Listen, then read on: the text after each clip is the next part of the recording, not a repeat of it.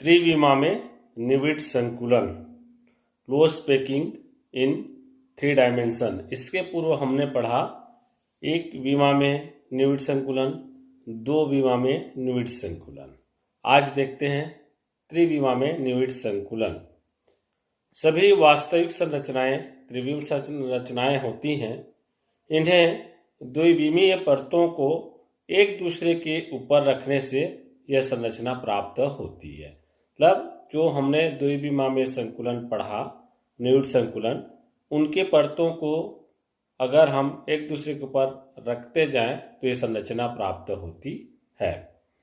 द्विविमीय वर्ग निविड संकुलित तथा षटकोणीय निविड संकुलित संरचनाओं से त्रिविम संरचना का निर्माण होता है, जो निम्न प्रकार से हम कर सकते हैं। मतलब जो हमने द्विविमा में वर्ग निविड संकुलित और षटकोणीय निविड संकुलित संरचना देखा, उसी से ही त्रिविम संरचना प्राप्त होता है।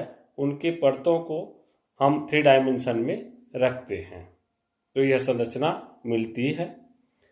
ये निम्न प्रकार से हम प्राप्त करते हैं। पहला, द्विविमीय वर्ग निविड संकुलित परतों से त्रिविम निविड संकुलन। फिर द्विविमीय षटकोणीय निविड संकुलन परतों से त्रिविम निविड संकुलन। और यह भी 2 प्रकार से होता है, द्विविमीय परत को प्रथम परत के ऊपर रखकर और तृतीय परत को द्वितीय परत के ऊपर रखकर। इस प्रकार से हम जब देखते हैं तो जब तृतीय परत को द्वितीय परत पर रखते हैं तो चतुष्फलकी रिक्ति का आच्छादन और अष्टफलकी रिक्तियों का आच्छादन करते हैं। तो हमको HCP और CCP प्रकार की संरचनाएं प्राप्त होती है। देखते हैं द्विविम या द्विविमा में निविड संकुलित परतों से त्रिविम निविड संकुलन। अब द्विविम वर्ग निविड संकुलन परत से हम त्रिविम निविड संकुलन किस प्रकार प्राप्त करते हैं कि इसमें द्वितीय परत को प्रथम परत के ऊपर इस प्रकार रखा जाता है कि ऊपरी परत के गोले प्रथम परत के गोलों के ठीक ऊपर रहे। इस व्यवस्था में दोनों परतों के गोले पूर्णतया क्षैतिज तथा साथ ही ऊर्ध्वाधर रूप से सिद्ध में होते हैं। इस प्रकार से हम और परतों को एक दूसरे के ऊपर रख सकते हैं। ये देखिए इस प्रकार से। और चूंकि प्रथम परत ये है, दूसरी परत ये है, समान रूप से संरेखित है क्षैतिज और ऊर्ध्वाधर में, इसलिए ए परत नाम दिया गया है।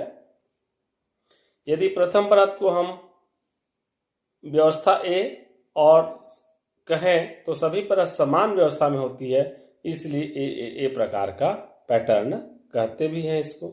इस प्रकार उत्पन्न होने वाला जालक सरल घनीय जालक होता है और उसकी एकक कोष्ठिका आद्य घनीय एकक कोष्ठिका होता है। ये हमने देख रहे हैं, यहाँ पे दिखाई दे रहा है। फिर द्विविमीय षटकोणीय निविड संकुलन परतों से त्रिविम निविड संकुलन बनाना। अब द्विविमीय षटकोणीय निविड संकुलन परत से त्रिविम निविड संकुलन कैसे प्राप्त करेंगे इसको देखते हैं। पहला, प्रथम परत के ऊपर द्वितीय परत को रखना। तो इसमें क्या करेंगे, एक द्विविमीय षटकोणीय निविड संकुलित परत ए के ऊपर द्वितीय परत के गोले को इस प्रकार रखते हैं कि प्रथम परत के अवनमनों में आ जाए। चूंकि 2 परतों के गोले भिन्न प्रकार से संरेखित होते हैं, अतः द्वितीय परत को हम बी परत कहते हैं। ये वही परत है जिसमें हमने जब द्विविमा में देखा था कि प्रथम परत को उसके अवनमन में रखे थे तो प्राप्त हुआ था द्विविमा में षटकोणीय निविड संकुलन। उसी प्रकार से हम उसी षटकोणीय निविड संकुलन को रख रहे हैं एक के ऊपर एक परत के रूप में, तो हमको मिलेगा त्रिविम निविड संकुलन। ये देखिए इस प्रकार की जो एक संरचना है, इसमें हम देख रहे हैं ये जो है द्वितीय परत का निविड संकुलित संरचना है। 1 2 3 4 5 6 गोला घेरा हुआ है, तो कोऑर्डिनेशन नंबर इसमें 6 होता है ना। अब इसके ऊपर में रख दिया जाए। ये देखिए, ये जो मैं बता दूं, वहां हमने त्रिकोणीय रिक्ति पढ़ा था। ये त्रिकोणीय रिक्ति ऊर्ध्वाधर है और दूसरा जो है नीचे की ओर है ना। तो इस प्रकार से हमने उसमें 2 प्रकार की रिक्ति पढ़ा था। त्रिकोणीय रिक्ति, वही त्रिकोणीय रिक्ति दिखाई दे रहा है और इस त्रिकोणीय रिक्ति के ऊपर एक गोला रख दिया जाए तो जो ढका जा रहा है रिक्ति उसको बोलेंगे हम चतुष्फल की रिक्ति। इस प्रकार से दूसरा रिक्ति, तीसरा रिक्ति। अब तीनों गोले को हमने रखा यहाँ पे देखिए, तो यहाँ पर भी एक रिक्ति दिख रहा है। ये हमारा चतुष्फल की रिक्ति का था, जो कि गोला एक रखा जा रहा है। अब लेकिन ये वाला लाइन में देख रहे हैं, जब 3 गोला रखा गया है तो यहाँ पे एक रिक्ति बन रहा है, इसको अष्टफल की रिक्ति बोलते हैं, क्योंकि ये 6 कोनों से घिर के बना हुआ है। 6, 1, 2, 3 ऊपर में और नीचे 3। तो इस प्रकार से हम केंद्र को मिलाएंगे तो 2 त्रिभुज जो है प्राप्त होता है। ये देखिए चतुष्फल की रिक्ति के लिए 3 गोला है। यहाँ पे जो रिक्ति दिखाई दे रहा है, हम गोला रख दिए, वो रिक्ति दब गया, वो चतुष्फल की रिक्ति है। अब ये देखिए यहाँ पे एक रिक्ति दिखाई दे रहा है। अब इसके ऊपर हम 3 गोला है, 3 गोले रखें, मतलब 6 गोलों के से संपर्क में है, तो ये जो रिक्ति कहलाता है अष्टफल की रिक्ति। ये इस प्रकार से यहाँ भी दिखाई दे रहा है। ठीक है, एक साथ हमने रखा तो ये रिक्तियां भी दिखाई दे रहा है। अब इस चित्र में भी आप देख सकते हैं, ये जो मैं पहले जो बताया था चतुष्फल की रिक्ति के लिए 3 गोला नीचे 1 गोला ऊपर रखे, चतुष्फल की रिक्ति दिख रहा है, जिसको हम चतुष्फल की बोलते हैं। इस प्रकार केंद्रों को मिलाते हैं तो इस प्रकार की संरचना प्राप्त होती है। और इस चित्र में देखिए टेट्राहेड्रल है, फिर जो है ऑक्टाहेड्रल, फिर टेट्राहेड्रल, फिर ऑक्टाहेड्रल। इस प्रकार से एक के ऊपर एक दूसरे परत को हम रखते हैं तो अलग अलग संरचनाएं प्राप्त होती हैं। इसी तरह से देखा भी जा सकता है कि प्रथम परत की सभी त्रिकोणीय रिक्ति द्वितीय परत के गोलों से आवृत नहीं है। इससे अलग अलग व्यवस्था की उत्पत्ति होती है। जब भी द्वितीय परत का एक गोला प्रथम परत की रिक्ति के ऊपर होता है तब एक चतुष्फल की रिक्ति बनता है। इसे चित्र में टी से प्रदर्शित किया भी गया है और हमने इसको देखा भी है। फिर दूसरी जो परिस्थिति बनती है ऑक्टाहेड्रल वाला, देखिए इसमें अन्य स्थान पर जब द्वितीय परत की त्रिकोणीय रिक्तियां प्रथम परत की त्रिकोणीय रिक्ति के ऊपर है और इसकी त्रिकोणीय आकृतियां अतिव्यापित नहीं होती है, उनमें से एक में त्रिकोण का शीर्ष ऊर्ध्वमुखी और दूसरे में अधोमुखी होता है। इन रिक्तियों को हम ऑक्टाहेड्रल कहते हैं। देखिए इसमें दिख रहा है ऑक्टाहेड्रल का ये जो दिख रहा है, इसमें रिक्ति जो है शीर्ष ऊर्ध्वमुखी है और यहाँ देख रहे हैं अधोमुखी। तो एक बार शीर्ष ये 2 प्रकार से प्राप्त होता है, ऊर्ध्वमुखी और अधोमुखी।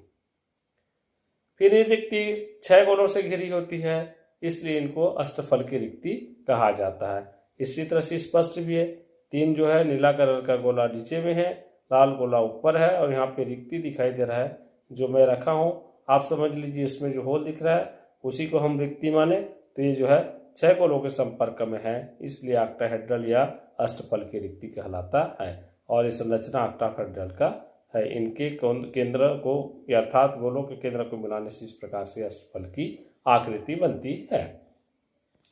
अब है अंतराकाशीय रिक्ति या छिद्र किसको कहते हैं? तो आयनिक क्रिस्टल में गोलों को सुसंकुलित करने पर उनके मध्य बचा रिक्त स्थान को अंतराकाशीय रिक्ति कहते हैं। ये 2 प्रकार का होता है, चतुष्फल की रिक्ति, अष्टफल की रिक्ति। इसमें अंतर देखें, देखिए चतुष्फल की रिक्ति का चित्र, 4 स्पर्शी गोलों के मध्य स्थित रिक्त स्थान को हम चतुष्फल की रिक्ति कहते हैं। समन्वय संख्या 4 होती है और त्रिज्यानुपात 0.225 होती है। प्रत्येक गोले द्वारा 2 चतुष्फल की रिक्ति बनती है। और ये अष्टफल की रिक्ति का चित्र है जिसके बारे में हमने पढ़ा। इसमें 6 स्पर्शी गोलों के मध्य स्थित रिक्त स्थान को अष्टफल की रिक्ति कहते हैं, ये जो दिखाई दे रहा है। समन्वय संख्या 6 होती है और त्रिज्यानुपात का मान 0.414 होती है और प्रत्येक गोला द्वारा एक अष्टफल की रिक्ति का निर्माण होता है। अब है तृतीय परत को द्वितीय परत पर रखना। तो इसमें भी 2 संभावना बनती है। पहला चतुष्फल की रिक्ति का आच्छादन करेंगे, फिर अष्टफल की रिक्ति का आच्छादन करेंगे। आच्छादन मतलब ढकना है, उसको ढकते हैं तो क्या स्थिति प्राप्त होगी। तो पहले देखते हैं चतुष्फल की रिक्तियों का आच्छादन। इसमें द्वितीय परत की चतुष्फल की रिक्ति को तृतीय परत के ऊपर गोलों के ऊपर आच्छादित किया जाता है। इस चित्र में देख रहे हैं, हमने पहला परत इसको ए लिया तो इसके नीचे रखा बी, फिर ए बी और नौमान में रखते जा रहे हैं। या आप यहाँ समझिए ए बी ए क्यों बोला जा रहा है? पहला पंक्ति और तीसरा पंक्ति, पहला परत तृतीय परत जो है समान है, इसलिए उनको ये नाम दिया गया है। द्वितीय परत अलग है तो बी नाम, तो ए बी ए संरचना प्राप्त होती है। और जो रिक्ति है चतुष्फलकीय रिक्ति को तृतीय परत के गोलों द्वारा आच्छादित किया जाता है, ढका जाता है। इस स्थिति में तृतीय परत के गोले प्रथम परत के गोलों के साथ पूर्णतः संरेखित हैं। इस प्रकार गोलों का पैटर्न एकांतर परतों में पुनरावृत्त होता है। इस पैटर्न को ए बी पैटर्न कहा जाता है और इस संरचना को षटकोणीय निविड़ संकुलित संरचना कहते हैं, HCP। और ये अनेक धातुओं में जैसे मैग्नीशियम, जिंक, हीरा आदि परमाणु की व्यवस्था इसमें जो है होती है और इनमें कोऑर्डिनेशन नंबर 12 होती है, उपसहसंयोजी संख्या, और 74% जो है रिक्ति जो है आच्छादित होता है इसमें। और इसको हम देख भी रहे हैं चित्र के माध्यम से, आपको दिखाई दे रहा है कि 3 3 6 और बीच में 6, इनके मध्य में एक गोला है, मतलब ये 12 कोनों से घिरे रहती है जो रिक्ति है, इसलिए इसका समन्वय संख्या भी 12 होती है। अष्टफल की रिक्तियों का आच्छादन। द्वितीय परत की अष्टफल की रिक्ति को तृतीय परत के गोलों द्वारा आच्छादित किया जा सकता है। ये देखिए, तो इसमें सभी अलग अलग प्रकार का है, ए बी सी, ठीक है। ए हम यहाँ पे आप इसको देखिए, ए फिर भी और नमन में रखा गया, फिर उसकी, तो ये तीनों अलग अलग है, तो इसको हम ए बी सी नाम दिए। फिर जो चौथा परत है ए के समान है, इसलिए ए बोला गया। फिर ए परत जो है दूसरा परत के समान है, तो फिर सी, आप कलर में भी देख सकते हैं, समान परत के हिसाब से नाम दिया गया है, ठीक है। तो इसी को हम लिख सकते हैं। इस प्रकार रखने से तृतीय परत के गोले प्रथम अथवा द्वितीय परत किसी भी परत के साथ संरेखित नहीं होते हैं, इस व्यवस्था को सी कहा जाता है। केवल चौथी परत रखने पर उसके गोले प्रथम परत के गोलों के साथ संरेखित है। इस प्रकार इस पैटर्न को ए बी सी लिखा जाता है। मैं बोला था ए और ए चौथा वाला, इसी कारण इसको बोला जा रहा है। इस संरचना को घनीय निविड़ संकुलित संरचना या फलक केंद्रित घनीय संरचना कहते हैं।